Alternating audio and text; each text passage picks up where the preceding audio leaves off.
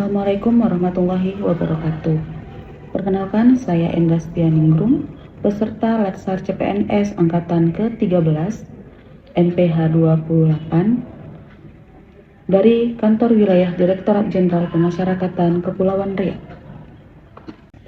Di video kali ini, kita akan membahas tentang pembelajaran kita di agenda 1 yang memang cukup padat, tetapi ini merupakan salah satu modal kita untuk tetap bekerja secara berintegritas dan juga profesional.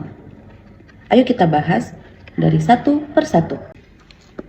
Untuk topik yang pertama, kita akan membahas tentang bela negara.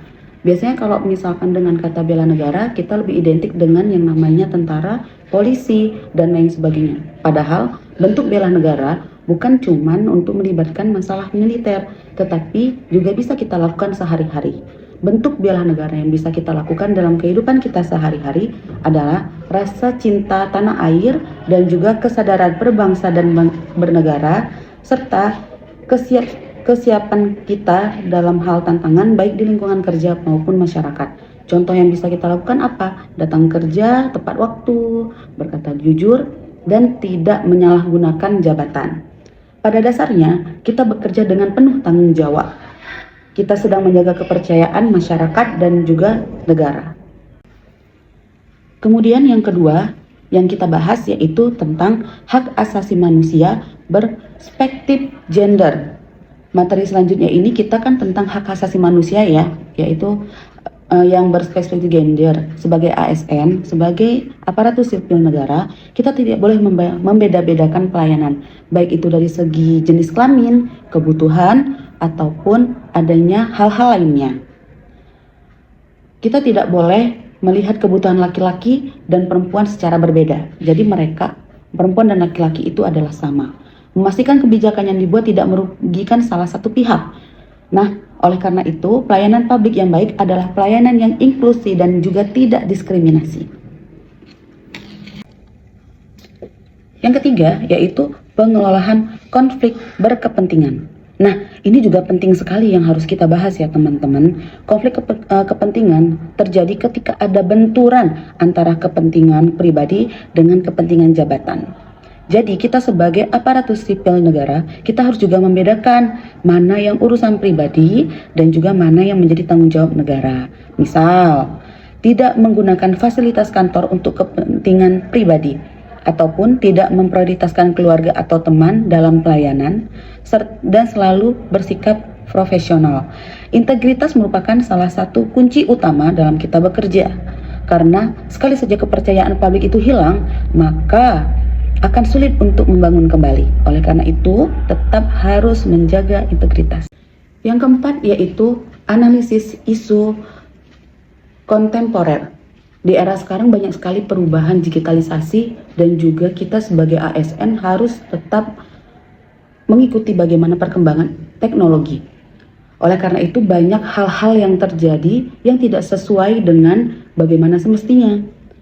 Digitalisasi, media sosial, isu global, perubahan kebijakan, semuanya bergerak secara dinamis. Sebagai ASN, kita tidak bisa hanya bekerja secara rutin tanpa memahami konteksnya. Analisis isu kontemporer melatih kita untuk berpikir kritis, melihat masalah dari berbagai sudut pandang, serta mampu mengambil keputusan yang tepat. Oleh karena itu, ASN bukan hanya pelaksanaan kebijakan, tetapi juga bagian dari solusi dan juga berbagai permasalahan dalam masyarakat. Biasanya isu-isu kontemporer yang sering kita lihat dan juga kita rasakan yaitu adanya seperti narkoba, korupsi. Nah, itu merupakan salah satunya dan kita sebagai ASN harus tetap menegakkan sikap profesional dan juga berintegritas. Nah, untuk yang terakhir yaitu nilai-nilai bela negara.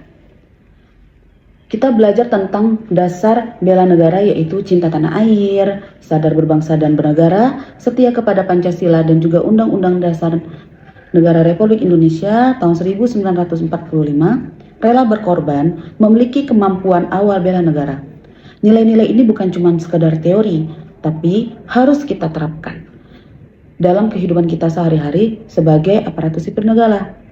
mulai dari hal kecil seperti bekerja dengan sungguh-sungguh, menjaga etika, hingga memberi pelayanan terbaik kepada masyarakat. Jadi, kesimpulan daripada agenda kita yang pertama ini yaitu tentang kesiapsiagaan bela negara, kemudian hak asasi manusia berperspektif gender, kemudian pengelolaan konflik kepentingan, serta analisis isu kontemporer dan juga nilai-nilai bela negara. Ini merupakan salah satu cikal bakal kita untuk menjadi ASN yang berintegritas, profesional, dan juga menciptakan kualitas kita sebagai aparatur sipil negara yang baik. Oleh karena itu, kita ulangi ya. Oleh karena itu, kita harus mengoptimalkan kinerja kita harus mengutamakan kepentingan umum dibandingkan dengan kepentingan pribadi, dan juga mengutamakan masyarakat.